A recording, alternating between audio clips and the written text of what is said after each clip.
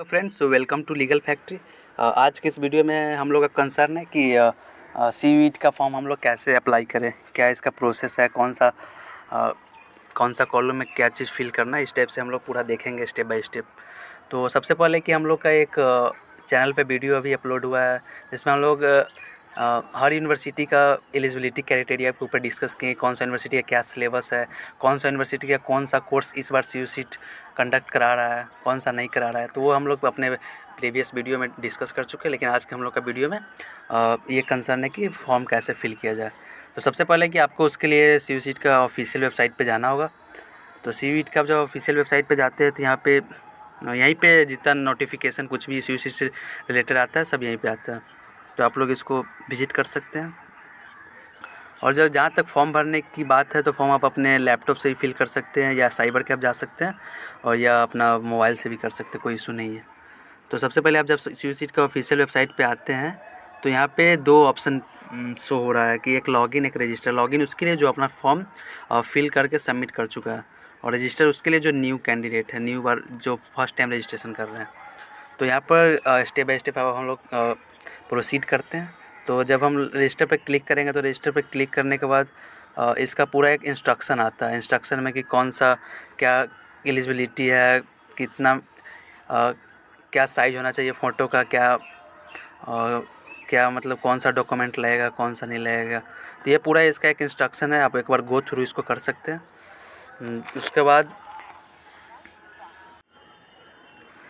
तो ये पूरा इसका इंस्ट्रक्शन दिया, कब इसका क्या मोड का कब क्या टाइमिंग होगा एग्ज़ाम का, कौन सा सर्टिफिकेट, ये सब पूरा इसका एक इंस्ट्रक्शन दिया। आप इसको फिल करने से पहले एक बार गो थ्रू कर लें। उसके बाद जब ये पूरे आप गो थ्रू करने के बाद ये नीचे एक अप्रूवल साइन मांगता है कि आप अप्रूव करें कि ये सब आप देख चुके हैं इंस्ट्रक्शन। तो इसके बाद ये नॉर्मल है, आप इस पर क्लिक कर सकते भी फॉर्म फिलअप कर सकते हैं, कोई दिक्कत नहीं है। तो यहाँ से जब आप क्लिक करेंगे तो इसके बाद ये आप पूरा एक अब रजिस्ट्रेशन का अब रजिस्ट्रेशन का जो साइट है वो ओपन हो चुका है। तो इसमें सब एक कॉलम बना हुआ है, बेसिक डिटेल। फर्स्ट फेज में तो ये बेसिक डिटेल मांगता है। उसके बाद बेसिक डिटेल के बाद फिर डॉक्यूमेंट अपलोडेशन, उसके बाद फिर पेमेंट। तो स्टेप बाय स्टेप हम फिल करते हैं बेसिक डिटेल।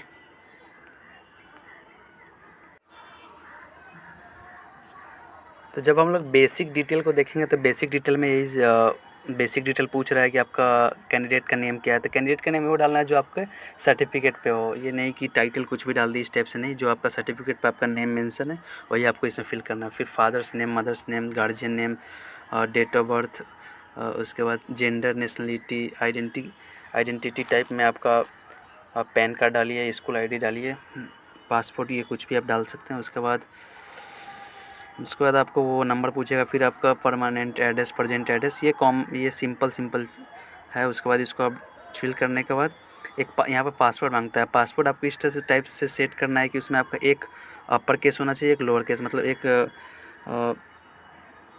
एक मतलब स्मॉल लेटर और एक कैपिटल लेटर, इस टाइप से। उसके बाद फिर आपको स्पेशल कैरेक्टर यूज करके एक पासवर्ड आपको सेट करना है, मिनिमम 8 डिजिट का। उसके बाद फिर सिक्योरिटी क्वेश्चन में कुछ भी आप डाल सकते हो।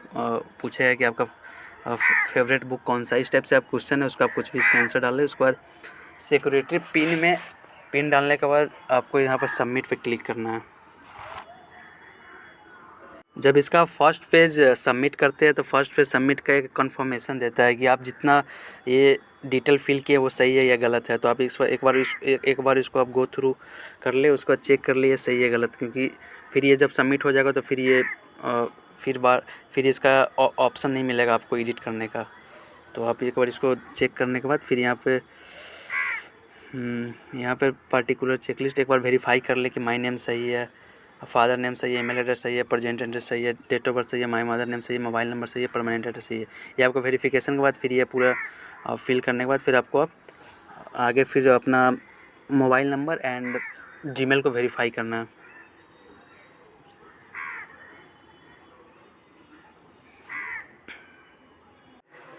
जब आप फर्स्ट पेज को सबमिट करेंगे तो उसके बाद ये पूरा डिटेल आ जाता है कि आप जो फिल किए हैं अभी फर्स्ट बेसिक डिटेल में, तो फिर उसको आप कंफर्म करें कि ये सही है। अगर आपका ये इसमें बाई मिस्टेक कहीं मिस टाइप हो गया तो आप फिर उसको एडिट करके फिर उसी समय चेंज भी कर सकते हो, क्योंकि नीचे एक ऑप्शन दिया हुआ है एडिट, एडिट करके फिर आप चेंज कर सकते हैं। तो हम अपना नाम, मेरा नेम सही है, डेट ऑफ बर्थ सही है, mother name, mobile number, permanent address, present address, सब ये सब सही होने के बाद एक फिर अप्रूवल मांग रहे हैं यहाँ पे। तो अप्रूवल पे क्लिक करने के बाद अब इसके बाद हम लोग सबमिट करेंगे, जिसमें जी हम लोग का वेरिफिकेशन होगा। जीमेल जो डाले इस पर जीमेल और जो मोबाइल नंबर उस पर ओटीपी आएगा, ओटीपी से हम लोग को वेरिफिकेशन करना होगा। हम लोग सेकेंड स्लाइड पे आएंगे, सेकेंड पेज पे आएंगे तो वहाँ पे मोबाइल नंबर का ओटीपी वेरिफिकेशन है। ये आपको एक्टिवेट नंबर देना है जिस पे आपका ओटीपी आ सके। तो ओटीपी वेरिफिकेशन के बाद फिर इसको हम सबमिट करेंगे, फिर फर्दर प्रोसेस में इन करने के लिए। जब हम लोग का मोबाइल का ओटीपी वेरिफिकेशन हो जाएगा, उसके बाद हम लोग का एक और ऑप्शन आएगा जीमेल का वेरिफिकेशन के लिए। तो आप जीमेल का फिर वेरिफिकेशन करने के बाद ये फिर आपके जीमेल पे एक ओटीपी सेंड करेगा। ओटीपी के बाद आप अपने जीमेल को चेक करें, उसके बाद उससे वेरिफिकेशन कोड डालें। और हम लोग के यहाँ पे जीमेल जीमेल का हम लोग यहाँ पे वेरिफिकेशन कोड डाल दिए, फिर इसको वेरीफाई करेंगे। यहाँ पर एक चीज़ का मतलब माइंडफुल होना है कि जब आप ये वेरिफिकेशन कोड डाल रहे हैं या ओटीपी डाल रहे हैं, तो आप अपना पेज को रिफ्रेश ना करें, नहीं तो फिर ये इनिशियल पेज से स्टार्ट हो जाएगा, तो फिर आपका टाइम लैप्स हो जाएगा। तो यहाँ पे वेरिफिकेशन कोड डालने के बाद फिर यहाँ पे वेरीफाई करेंगे। ये वेरीफाई हो गया। अब हम लोग का यहाँ पे बेसिक डिटेल भी फिल हो गया, मोबाइल नंबर का ओटीपी वेरिफिकेशन हो गया, जीमेल का भी वेरिफिकेशन हो गया। तब हम लोग का पोर्टल पे रजिस्ट्रेशन हो चुका है, मतलब ये बेसिक डिटेल के साथ हम लोग का रजिस्ट्रेशन। अब हम लोग के यहाँ से अप्लीकेशन फॉर्म फिलअप होगा, जिसमें हम लोग को डॉक्यूमेंट पूछेगा, 10th का मार्कशीट पूछेगा, 12 का पूछेगा। उसके बाद फिर कौन सा कोर्स के अप्लाई कर रहे हैं, फिर सब्जेक्ट, इस टाइप से फिर आगे हम लोग स्टेप बाय स्टेप देखते हैं उसको। तो यहाँ पर मेरा मोबाइल नंबर वेरीफाई हो गया, जीमेल भी वेरीफाई हो गया। उसके बाद मेरा ये एप्लीकेशन नंबर है। एप्लीकेशन नंबर के बाद इसके बाद हमको अब एप्लीकेशन फॉर्म को फिलअप करना है। वो मेरा शुरू में इनिशियल प्रोसेस से मेरा रजिस्ट्रेशन हुआ, अब फर्दर प्रोसेस है, अब मेरा एप्लीकेशन फॉर्म फिलअप होगा। तो फिर देखते हैं स्टेप बाय स्टेप क्या क्या ऑप्शन है। अब हम लोग का रजिस्ट्रेशन प्रोसेस ओवर हो गया। अब हम लोग एप्लीकेशन फॉर्म स्टार्ट हुआ है। तो एप्लीकेशन फॉर्म स्टार्ट में हम लोग को थोड़ा माइंडफुल होना पड़ेगा। माइंडफुल होने के साथ साथ हर एक ऑप्शन को देखना पड़ेगा कौन चीज़ में मेरा कौन डिटेल सही जाएगा। तो यहाँ पर जो रजिस्ट्रेशन में जो हम लोग फादर मदर नेम ये सब मेंशन किए थे, वही यहाँ पर एज यूजुअल आ गया। बट यहाँ पे एक ऑप्शन इंक्लूड हुआ है कि फादर का क्या क्वालिफ़िकेशन है। तो क्वालिफ़िकेशन में वही जो आपके फादर जो है वो आप मेंशन कर सकते हैं। फिर ऑक्यूपेशन क्या है फादर का, फिर मदर का वही सेम चीज़। फिर उसके बाद फैमिली का इनकम क्या है, आर यू ट्विन, आप मतलब नो, इस टाइप से आप जुड़वे है या नहीं, इस टाइप से। उसके बाद फिर डोमिसाइल आपका डालना है, आर यू डायबिटीज़ ये है। उसके बाद आप प्लेस ऑफ रेसिडेंस में आप क्या अर्बन है, रूरल है, इस टाइप से। फिर मोड ऑफ प्रिपरेशन आप कैसे पढ़ रहे हैं, सीयू सीट को आपका बहुत कंसर्न है, इसलिए वो ये क्वेश्चन डाला हुआ है कि आप कैसे अपना प्रिपरेशन कर रहे हैं। फिर यहाँ पर मोड ऑफ प्रिपरेशन वही कैसे प्रिपरेशन करना है। फिर medium of study in qualified exam में यहाँ पे आपको कौन सा मीडियम में आपको पेपर देना है वो सिलेक्ट करना है। तो ये आप अपने अकॉर्डिंग देख लें, बट यहाँ पर हम अपना इंग्लिश सेलेक्ट कर रहे हैं। फिर वही एड्रेस जो रजिस्ट्रेशन प्रोसेस में दिए थे वही पूरा एड्रेस यहाँ पे मेंशन है। उसके बाद एड्रेस पूरा होने के बाद फिर ये सब ऑप्शन को थोड़ा माइंडफुल वे में फिल करें अपने अकॉर्डिंग क्या आपका है। Are you belong to below poverty line और एक होता है एबव पॉवर्टी लाइन। तो आप अगर वो करते हैं तो यस या नो आप देखेंगे। फिर आप कश्मीरी माइग्रेंट हो तक यस करेंगे, नहीं तो फिर नो। आप अगर आपके कोई फैमिली में कोई डिफेंस पर्सनल में है या उससे रिटायर हो तो आप यस कर सकते हैं, अदरवाइज़ नो। आपके पास अगर एनसीसी का सर्टिफिकेट है तो आप क्लेम कर सकते हैं। फिर उसके बाद आपको उस टाइप से फिर आपको ट्रीट किया जाएगा। फिर आप स्पोर्ट्स कोटा में है तो फिर आप क्लेम कर सकते हैं, अदरवाइज़ नो। आपके जिस यूनिवर्सिटी का अप्लाई कर रहे हैं, मान लें इलाहाबाद यूनिवर्सिटी, आपके उसमें कोई फादर मदर या कोई उसमें अगर जॉब कर रहे हैं तो आप यूनिवर्सिटी वार्ड में ट्रीट किए जाएंगे। तो आप अपने अकॉर्डिंग ये सब देख लें और फिर आगे हम लोग सेव करते हैं इस प्रोसीड को। फिर वही सेम प्रोसेस है कि आप पहले रजिस्ट्रेशन फॉर्म फिलअप किए, फिर उसके बाद फिर आपका फिर एक कन्फर्मेशन दिया कि आपका फिल किया हुआ ये थोड़ा इन्फॉर्मेशन सही है गलत है, तो आप उसको फिर उसी टाइम एडिट भी कर सकते हैं। सेम एज़ यूजुअल फिर इसको भी वैसे ही किया है कि आप जो जो भी फिल किए हो पहले, तो उसको फिर यहाँ पे एक कन्फर्मेशन टाइप दिया हुआ है कि आप एक बार और चेक कर लें कि आपका सही है गलत है। तो ये सेम है तो मेरा सही है, तो फिर हम इसको आगे प्रोसीड करते हैं। तो नेक्स्ट में हम लोग जब प्रोसीड करेंगे तो प्रोसीड टू नेक्स्ट सेक्शन पे फिर क्लिक करेंगे। तो यहाँ पे क्लिक करने के बाद फिर अब आपका एजुकेशनल डिटेल्स मांग रहा है। तो इसमें आप अपना रिजल्ट डालें, पास है 10th में, 10th का पासिंग ईयर डालें, किस ईयर में पास हुए हैं। तो मेरा जिस ईयर में पास है उस टाइप से हम अपना फिल कर रहे हैं। तो यहाँ पे जब थर्ड पेज ओपन होगा तो इसमें आपका एकेडमिक डिटेल मांग रहा है कि आप 10th का पास किए, क्या उसका बोर्ड था, अर्बन था कि रूरल था, कॉलेज कहाँ पे अवेलेबल था, कॉलेज का नेम, इस टाइप से पूरा एक इन्फॉर्मेशन मांग रहा है जिसको आप फिल कर देंगे। उसके बाद फिर यहाँ पर आपका रिजल्ट में आपको पूछ रहा है ग्रेड सिस्टम था या परसेंटेज था, तो मेरा ग्रेड था तो ग्रेड टाइप लिखें और फिर यहाँ पर परसेंटेज में कन्वर्ट करने के लिए 9.5 से मल्टीप्लाई करना है तो आपका परसेंटेज में आ जाएगा। सेम हम 12 का भी ऐसे ही फिल किए हैं, सेम चीज़ जो 10th में था वही। उसके बाद फिर हमको आगे प्रोसीड करने के लिए सेव पे क्लिक करना होगा। फिर अभी अभी जो हम पेज फॉर्म फिल किए हैं तो उसके बाद फिर यहाँ पर यहाँ पर फिर एक कंफर्मेशन आया है कि आपका जो आप डिटेल फिल किए हैं वो सही है गलत है, तो इस टाइप से आप फिर एक बार और देख लें। उसके बाद फिर आप नीचे से फिर प्रोसीड कर सकते हैं। नीचे एक ऑप्शन है प्रोसीड टू नेक्स्ट सेक्शन, या फिर अगर आपका इसमें कुछ मिस क्लिक हो गया, मिस टाइप हो गया तो फिर आप उसको अपडेट कर सकते हैं, या प्रीवियस सेक्शन उससे पहले, तो इस टाइप से आप अपने अकॉर्डिंग देखते रहे। फिर उसके बाद फिर यहाँ पर प्रोसीड करना है तो प्रोसीड हम लोग करते हैं। ये है हमारे सबसे इम्पोर्टेंट स्लाइड और पेज, जिस पे मेरा यहाँ पर हम लोग को फॉर्म फिलअप करने से पहले हम लोग को यूनिवर्सिटी को डिसाइड करना पड़ेगा कि आप कौन से यूनिवर्सिटी के लिए अप्लाई कर रहे हैं। तो ये सबसे बड़ा डिसाइडिंग फैक्टर है कि आप कौन से यूनिवर्सिटी के लिए अप्लाई कर रहे हैं, कौन सा यूनिवर्सिटी आपको अप्लाई करना है, तो आप अपने अकॉर्डिंग चूज कर ले आपको कौन सा यूनिवर्सिटी देना है। इलाहाबाद यूनिवर्सिटी देना है, BHU देना है, AMU देना है, जामिया देना है, जो भी वाट एवर जो भी हो, तो आप अपने अकॉर्डिंग देख ले। और सबसे इसमें कि आपको एक मिनिमम कम से कम आपको यूनिवर्सिटी सिलेक्ट करना होगा, उसके बाद ही आप प्रोसीड कर सकते हैं।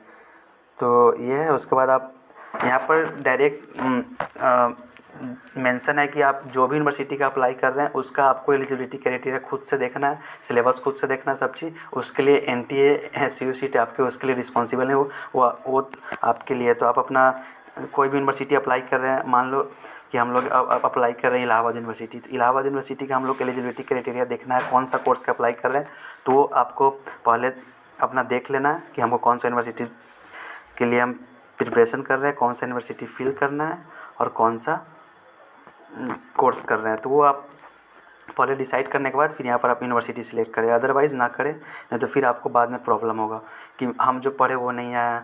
तो इस टाइप से नहीं होना चाहिए, क्योंकि पहले आपको एलिजिबिलिटी वो दे दिया हुआ है, सिलेबस भी दे दिया हुआ है, तो आप गो थ्रू करें, उसके बाद ही ये ऑप्शन पे आप डिसाइड करें। तो जैसे हम फिल कर रहे हैं अलीगढ़ मुस्लिम यूनिवर्सिटी के लिए, तो अलीगढ़ मुस्लिम यूनिवर्सिटी के लिए तो इसमें कौन सा कोर्स है, तो अभी कोर्स अभी इतना ही कोर्स CUCT के अंदर प्रीव्यू में है। तो मेरे को करना है यहाँ पर BLLB, तो BLLB करना है, तो अलीगढ़ यूनिवर्सिटी का भी BLLB प्रोग्राम नहीं गया हुआ है CUCT के अंदर, तो यहाँ पर हम लोग करते हैं BHU, जिसका BHU का जा चुका है, तो यहाँ पर हम BHU सिलेक्ट कर रहे हैं।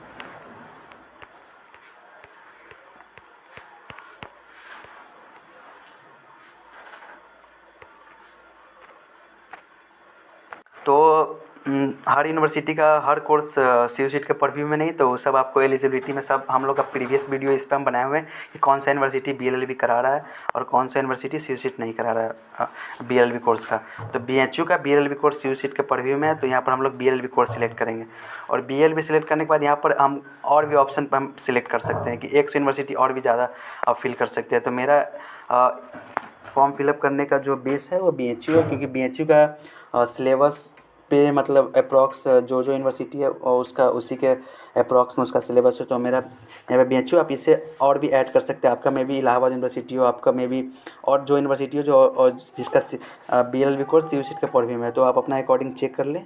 हम BHU का फिल कर रहे हैं, उसके बाद यहाँ पर और भी यूनिवर्सिटी ऐड कर सकते हैं, तो आप अपने अकॉर्डिंग है। उसके बाद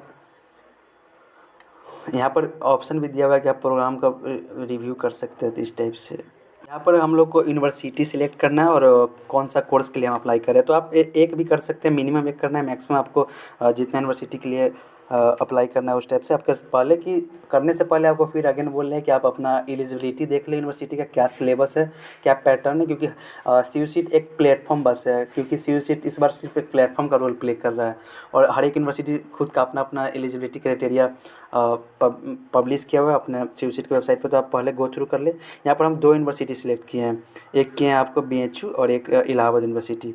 उसके बाद हम लोग को यहाँ से प्रोसीड करना है। जब यहाँ पर कोर्स हम लोग का सिलेक्शन हो जाएगा, उसके बाद कोर्स के बाद यूनिवर्सिटी सिलेक्शन हो जाएगा, तो फिर आगे हम लोग प्रोसीड करेंगे।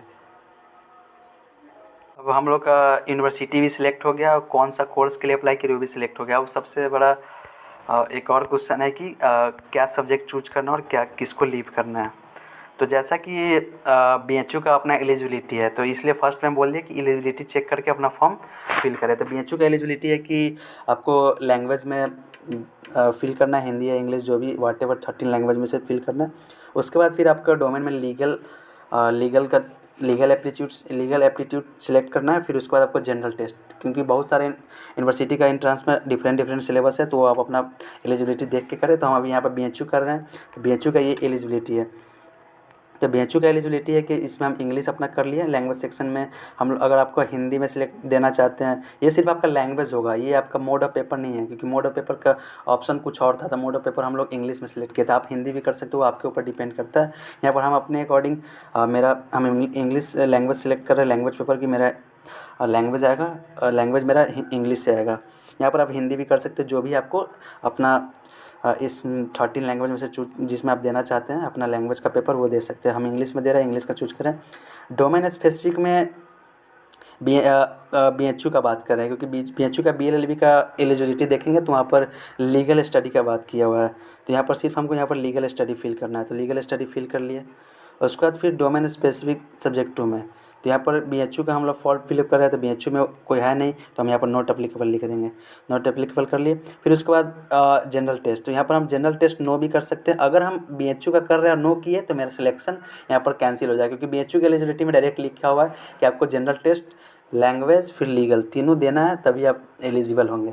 तो इसलिए अगेन फिर बोल रहा है कि आप एलिजिबिलिटी क्राइटेरिया चेक करके अपना फॉर्म फिलअप करें, क्योंकि ये बहुत ज़रूरी है कि एलिजिबिलिटी चेक क्राइटेरिया देखना, क्योंकि NTA ये CU सीट का फॉर्म फिलअप करने के दौरान ही मतलब पूरा लिख दिया हुआ है कि आप पहले हर एक यूनिवर्सिटी की एलिजिबिलिटी चेक करें, फिर फॉर्म को फिलअप करें। तो यहाँ पर हमको जनरल टेस्ट देना है, क्योंकि हम BHU अप्लाई कर रहे हैं।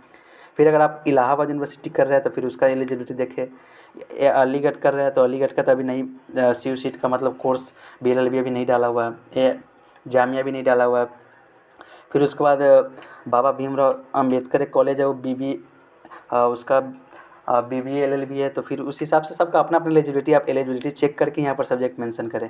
ऐसे मोनोटोनस वे में करने से नहीं होगा, क्योंकि वहाँ पर फिर आपका सिलेक्शन में भी प्रॉब्लम हो सकता है। तो आप यहाँ पर सब्जेक्ट चूज, यहाँ पर हम लोग को BHU में जनरल टेस्ट देना है, तो जनरल टेस्ट पे क्लिक करेंगे।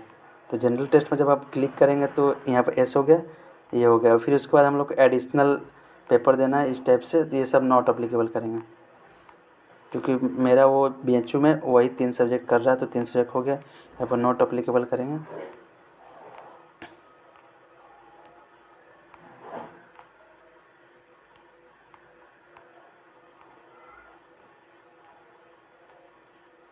ये हो गया। ये इसके बाद ये पूरा करने के बाद फिर यहाँ पर कन्फर्मेशन मांग रहा है कि जितना चीज़ हम जितना मतलब इन्फॉर्मेशन फिल किए वो सब सही है। अगर गलत होगा तो फिर आप चेंज कर सकते हैं। उसके बाद फिर जब पूरा कंप्लीट हो जाएगा तो फिर आप चेंज नहीं कर सकते। फिर जब आप इसका अपडेट करेक्शन का फिर डेट निकलेगा उस समय, तो आप अपना ये सब बहुत अटेंशन में फील करें, क्योंकि यहाँ से आपका फॉर्म ये सबमिट होने वाला है। तो ये डिसाइडिंग फैक्टर है, क्योंकि आप एग्ज़ाम देने जाएंगे तो आपको ये पता होना चाहिए कि आपका कौन सा पेपर आ रहा है, क्योंकि इस सेक्शन में बहुत सारे स्टूडेंट को प्रॉब्लम हो रहा है कि कौन सा पेपर को सिलेक्ट करना है, कौन को नहीं करना है। तो इसके लिए बेसिक है कि आप पहले एलिजिबिलिटी क्राइटेरिया देख ले और अपना एक यूनिवर्सिटी डिसाइड कर ले कि किसके लिए कर रहे हैं। तो हम BHU के लिए मेनली किए, तो BHU में मेरा जो एलिजिबिलिटी था वो हम फुलफ़िल कर लिए। तो फिर आगे हम इसको सेव कर देते हैं। तो ये मेरा फिर कन्फर्मेशन पेज आया कि आप जो सब्जेक्ट चूज किए हैं वो आपका सही है। इस टाइप से फिर आप एक बार देख लें। उसके बाद यहाँ से फिर हम लोग आगे प्रोसीड करेंगे। तो आगे अब हम लोग का 2 स्टेप और बचा हुआ है।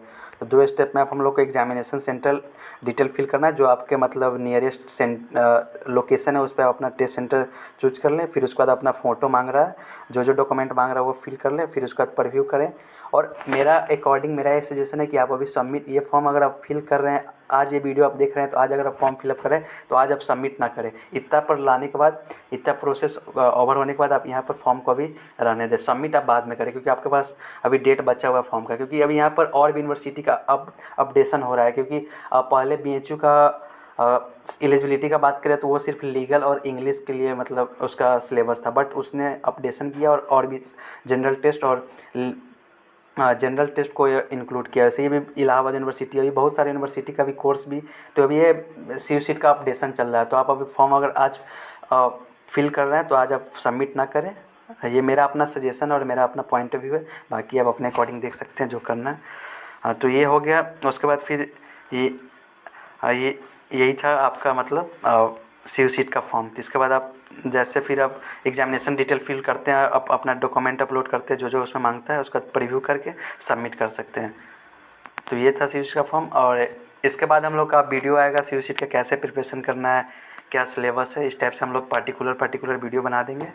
और जो जो स्टूडेंट इस बार सी सीट का प्रिपरेशन कर रहा है, या इधर BLLB हो, LLB हो, BA हो, आप हमारे टेलीग्राम चैनल ज्वाइन कर सकते हैं, जिसका लिंक डिस्क्रिप्शन बॉक्स में अवेलेबल है। तो thanks for watching legal factory. All the best for your examination.